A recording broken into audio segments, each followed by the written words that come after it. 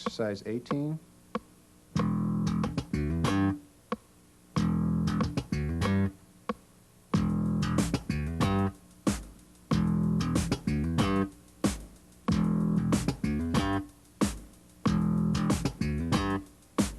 Now you'll notice in exercise 18 that we're actually going to be playing the G note. Now, it's the G on your D string. Nice and short, pluck, and here's the hammer-on from D to E. So let's try that again.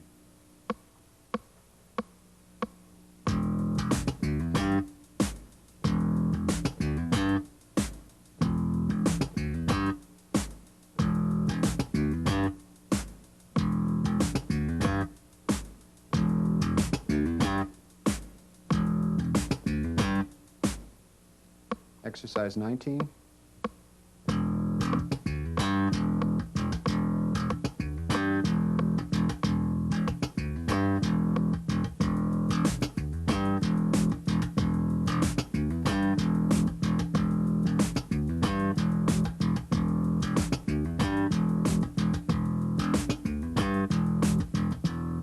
Now you'll notice in exercise 19 that you're going to play a short note on the G, and then come down immediately with your thumb and start your left hand muting.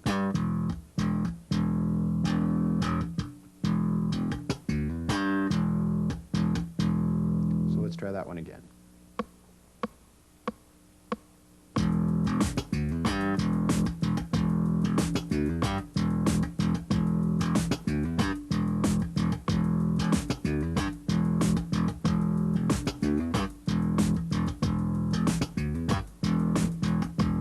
Now you just want to make sure that the low notes are all coming out, the clicks and the tones.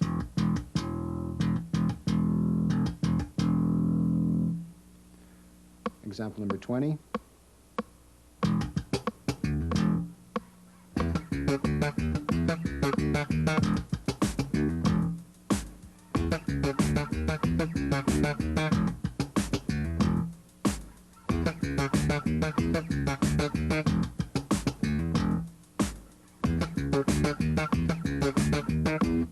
Now in example 20, you'll notice how the second half of the line gets much more intense, and all I'm doing is I'm simply doubling up on the octaves.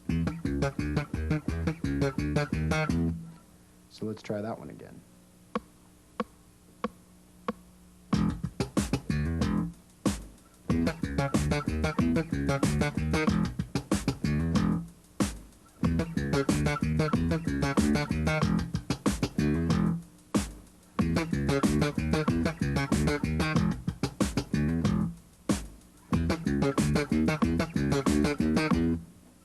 Okay, I'd like to break away for just a minute and play these same patterns against a shuffle feel. Now, when you're playing a shuffle feel, you're going to be switching from playing 4/16 notes for every beat to playing triplets. So you're going to go from playing 1, 2, 3, 4, 2, 2, 3, 4, 3, 2, 3, 4, 4, 2, 3, 4, to playing 1 ta ta, 2 ta ta, 3 ta ta, 4 ta ta. Now, I think this is a good example of how you can change a bass line rhythmically in order to create an entirely new sound. So what we're going to do is play these same patterns and some variations in a shuffle vamp, and then we're going to bring in the lead guitar and finish it up with a heavy rock feel.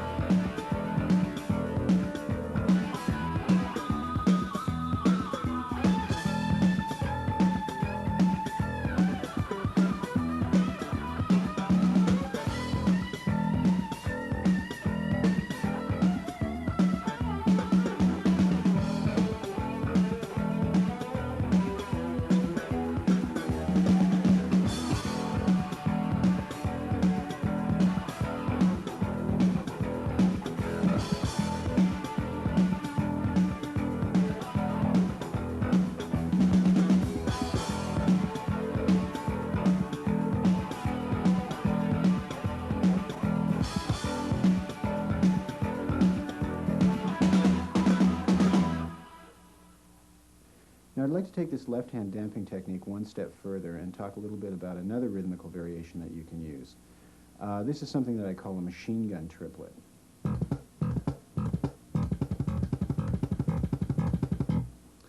Now when you do this, the basic motion is thumb, bring your left hand down on the strings, thumb click, and a pluck. Now you notice how the left hand creates a click. Now when it's done quickly, it sounds like this.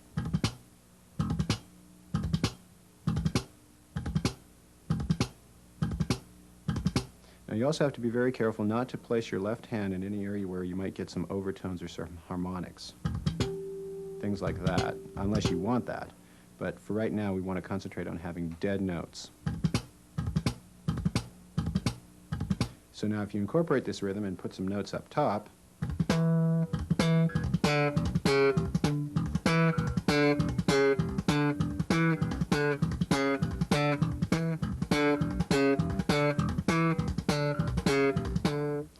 it creates a little bit of an interesting rhythmical sound.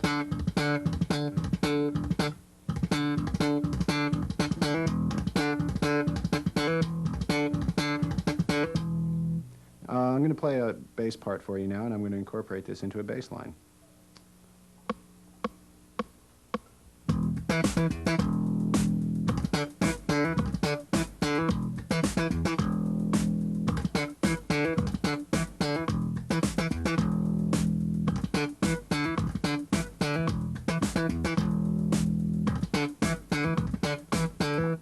Now this line is all played in E, and as you can see, I'm just playing a lot of octave patterns, and then into the triplet, and again a hammer on. Let's try it one more time.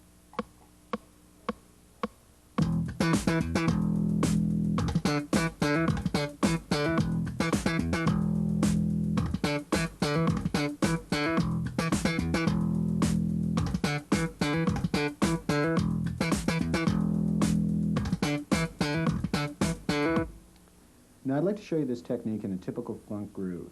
And in addition to the triplets, listen carefully to the notes that I'm playing. The notes give that familiar funk sound to the line. Now we'll talk more about the notes in a minute, but here's the example as written.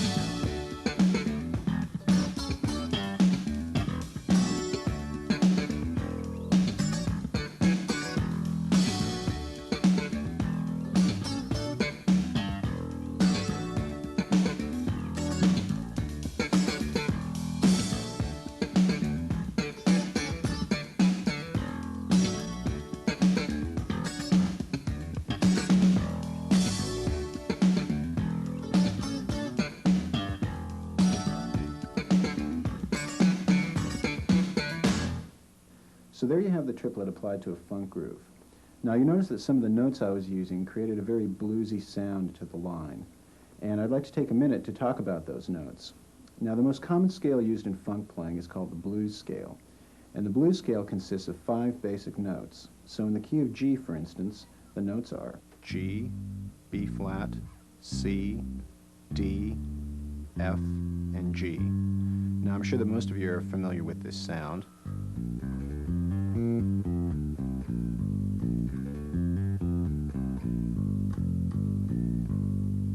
Now, in addition to those 5 basic notes, you also have several semitones that you can use, such as B flat to B, which is this sound,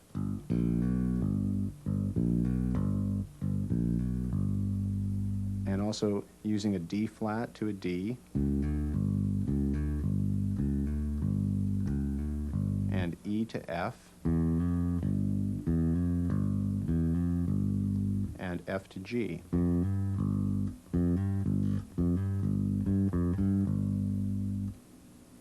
We'll play these interval exercises now, examples 1 through 4, and it'll help to get the sound in your ear, and also to show you how the notes relate to one another within the structure of the blues scale. Exercise 1.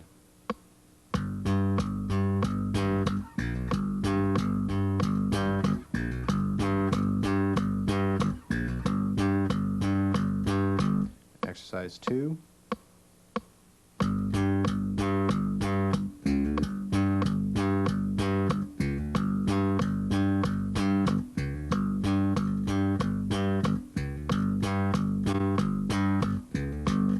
Exercise 3.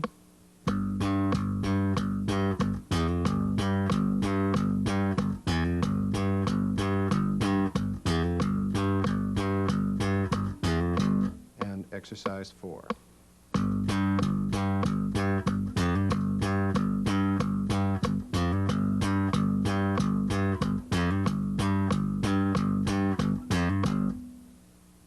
Now you should definitely try and keep these sounds in your ear.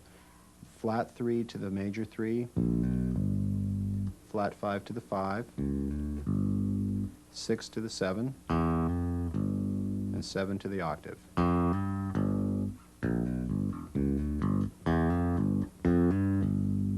Because you can use those notes a lot of times as passing notes in a funk line. Now I'm going to take you through some more examples so you can really get the sound in your mind. Now you'll notice one thing about the blues scale, and that is that there's a couple of patterns that work very well as far as hammer-ons, and they roll off your hand very easily.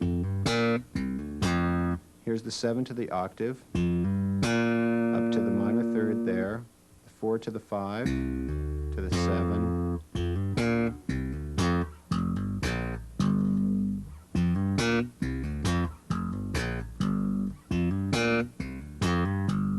now you want to always constantly keep those in your mind when you're playing them, because they should sound very smooth, just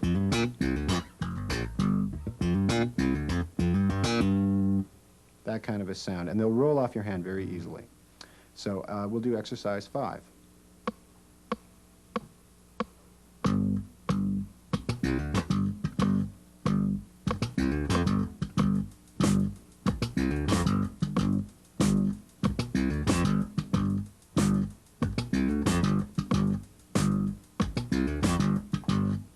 Now you'll notice that there I used 4 to the 5 and a double shot with my thumb. Exercise 6.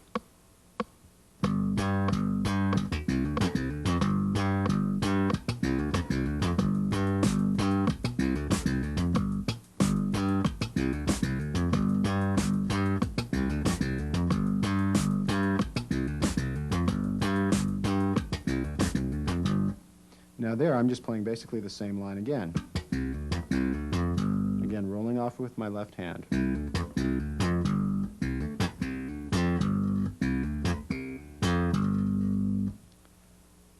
Exercise 7.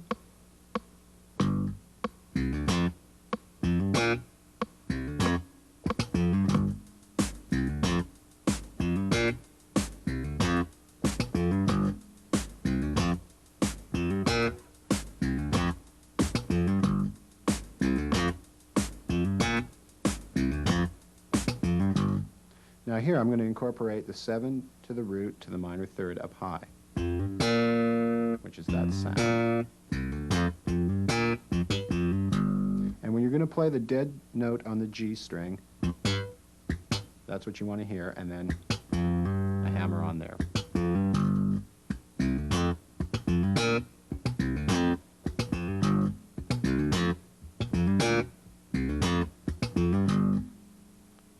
Example 8.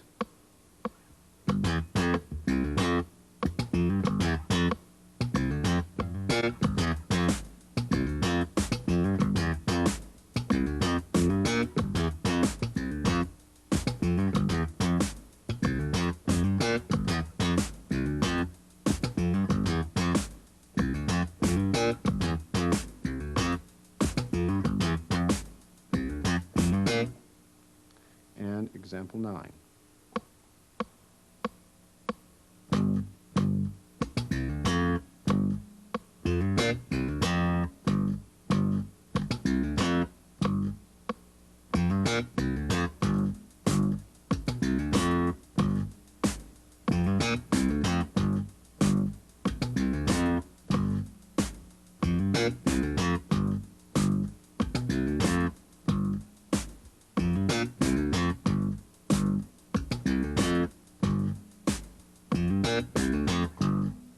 Now I'd like to play a couple of variations, and I'm going to play along with the drum machine and just play around with the notes in the blues scale.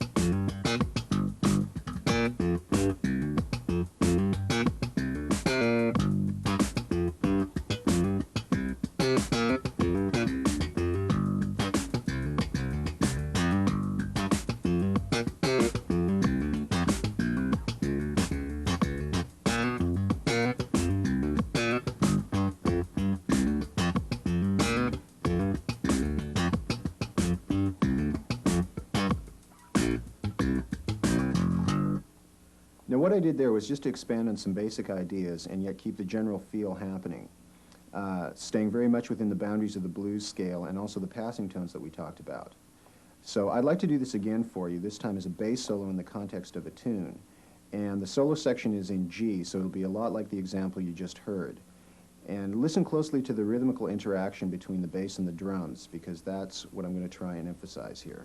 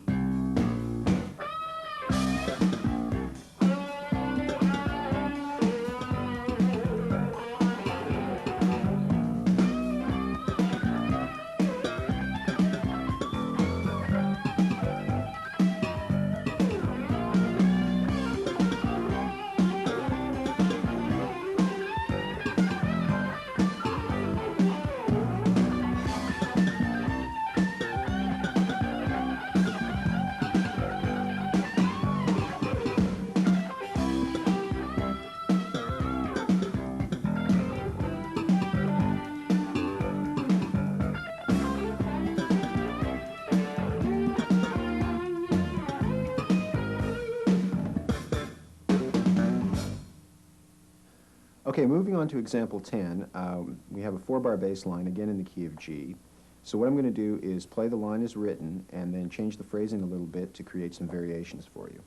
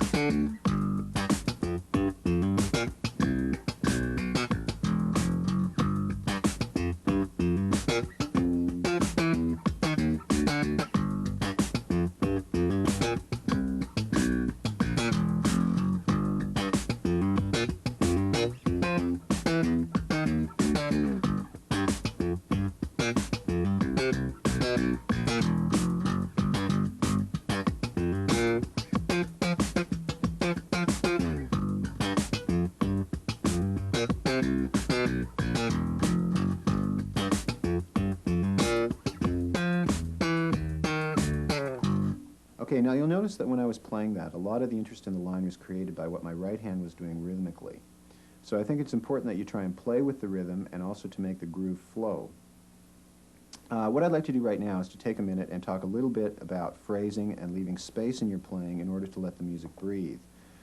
Now you should try and come up with parts that complement the sound as a whole, and sometimes using just a few notes can create a bass line that is really powerful and convincing, and I think by developing this idea you'll certainly increase your value as a bass player. Now I'd like to demonstrate this for you using example 10 again. This time we're going to play it as a slow shuffle, and what you should listen for here is the interaction between the people in the band.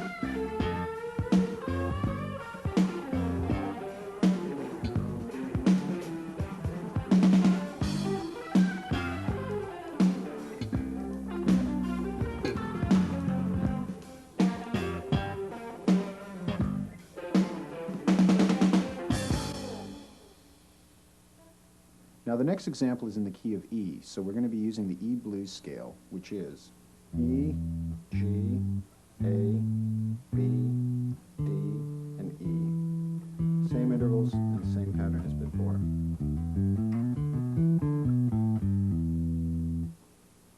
Now in this example, keeping the same ideas in mind and the same techniques, we're going to be playing in the key of E, so we have an open string. And again, the left hand muting is very important. So here's number 11 with a couple of variations. 3, 4.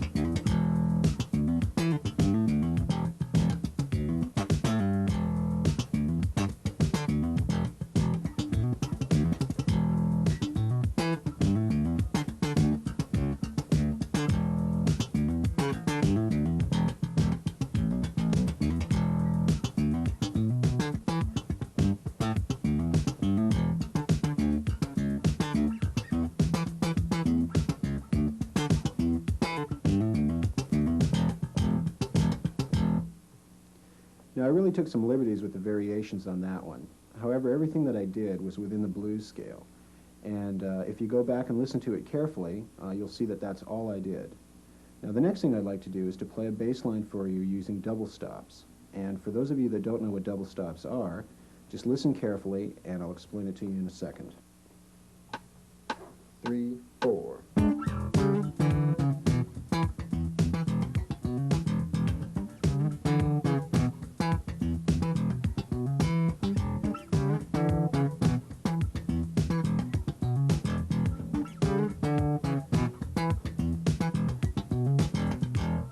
Now, in this example, what we're playing is the G and the C sharp, moving chromatically into the G sharp and the D, and the G sharp being the third of E, and the D being the minor 7. And then we're going to do the same thing down here, except we're just going to invert that interval. So now we have C sharp and G, moving to D and G sharp here. So we have this, moving to this. And now here we're going to use some notes out of the blues scale again. We're going to have the E on the G string, and we're going to play D to C sharp to B. So you're going to have 7, 6, right there. So now when you pluck with your right hand, you have to pluck with your first 2 fingers simultaneously. So now we'll try this again. 3, 4.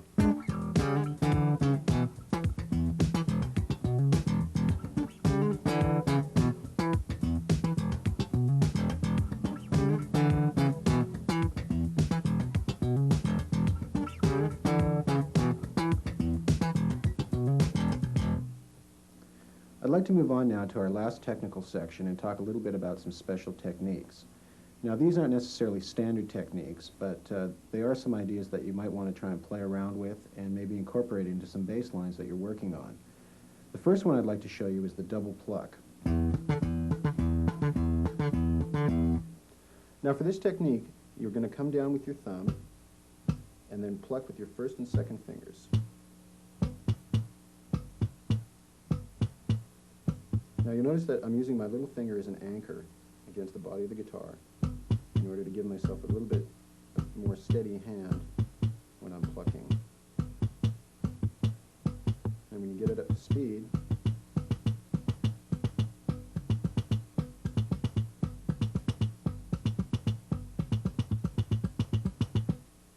now I'll play a bass part using that technique.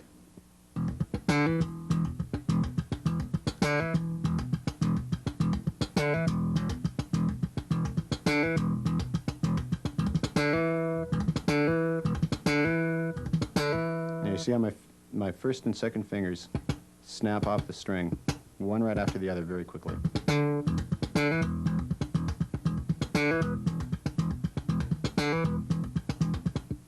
Now, the other thing you have to watch is the coordination between your right and left hand.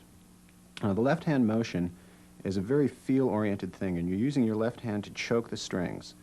So you have to watch and make sure that your left hand is going to lift off when you want the notes to sound, and also to bring it back down for the clicks that you want to hear. There's the motion.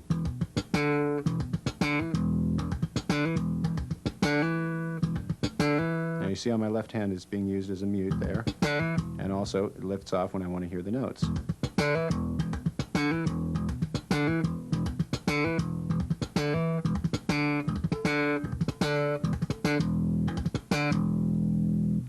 Okay, let's play that along with the drums.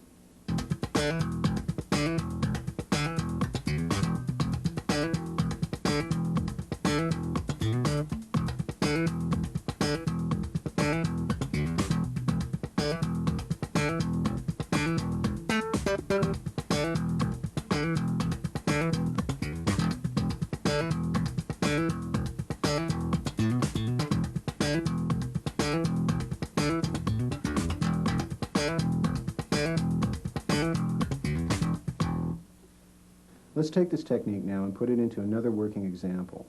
For instance, if you apply it to exercise 13, the double stop exercise, you can do something like this.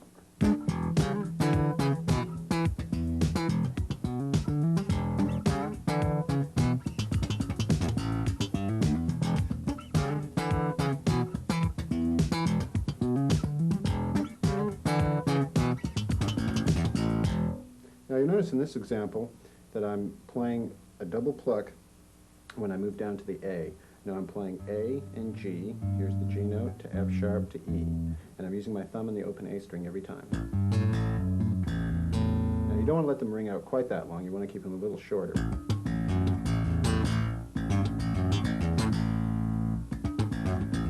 So it's the same pattern as we were playing when we were playing up on the E here. 7, 6, 5, and now we're 7, 6, 5, and A. So we'll try it again. 3, 4.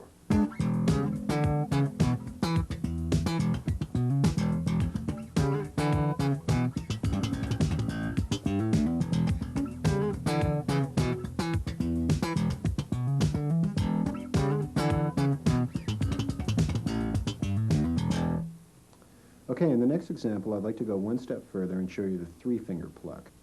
Now, in this technique, I find it helpful to bring my thumb down and then change the angle of my right hand a little bit so it's a little bit more perpendicular with the guitar. And also, using my thumb as an anchor here when I go to do the plucks.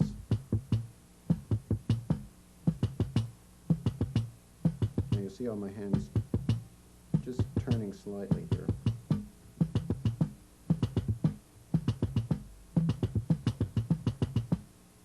This is a little bit tricky because most people's third finger is not very strong, and again you have to pull your fingers out in very rapid succession. So let's try this along with the drums.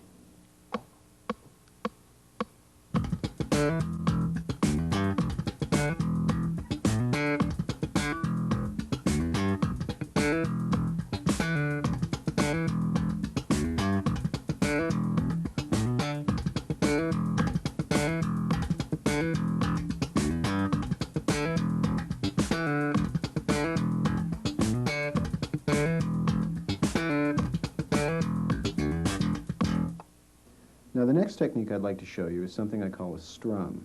Now this is a little bit complicated because instead of plucking up, now we're going to use all four of our fingers and strum across the strings downward. You can see that motion as the fingers come down onto the strings. And here your left hand is very important to mute because even if you're going to play something simple,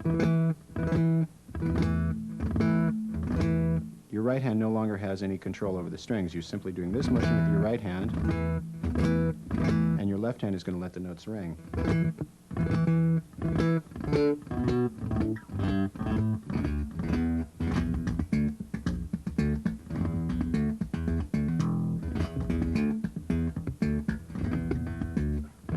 And it also works very well on the high strings.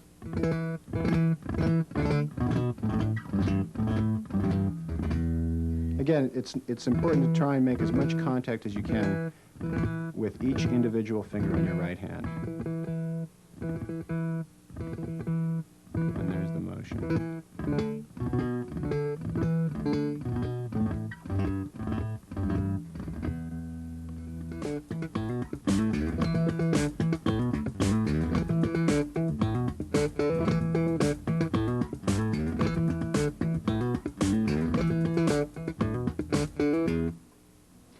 Okay, the next technique I'd like to show you is a right hand tapping technique. And here the rhythm is created by using the fingers of your right hand.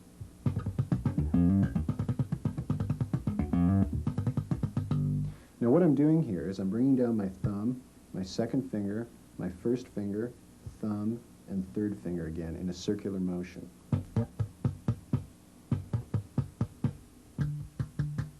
Now you'll see that each one of my fingers on the right hand is going to strike the E string. That's the basic motion right there.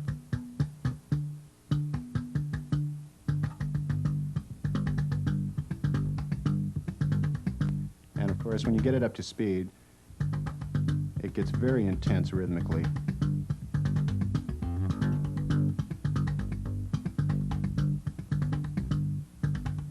Again, the main thing is to make sure that each finger is going to come into direct contact with the string.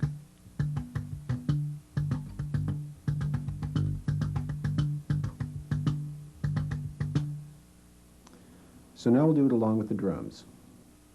2, 3, 4.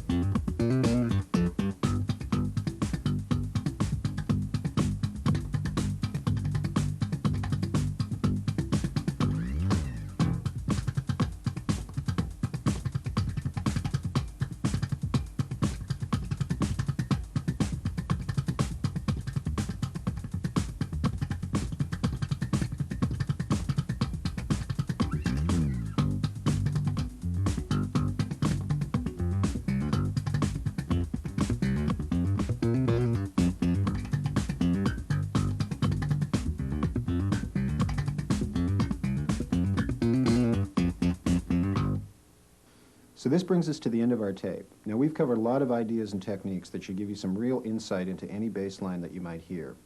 And hopefully these techniques will open up new doors for you and you can start to adapt them creatively. You should listen and imitate as much as you can, but above all, get to the root of what's happening, and then elaborate and build your bass lines from there.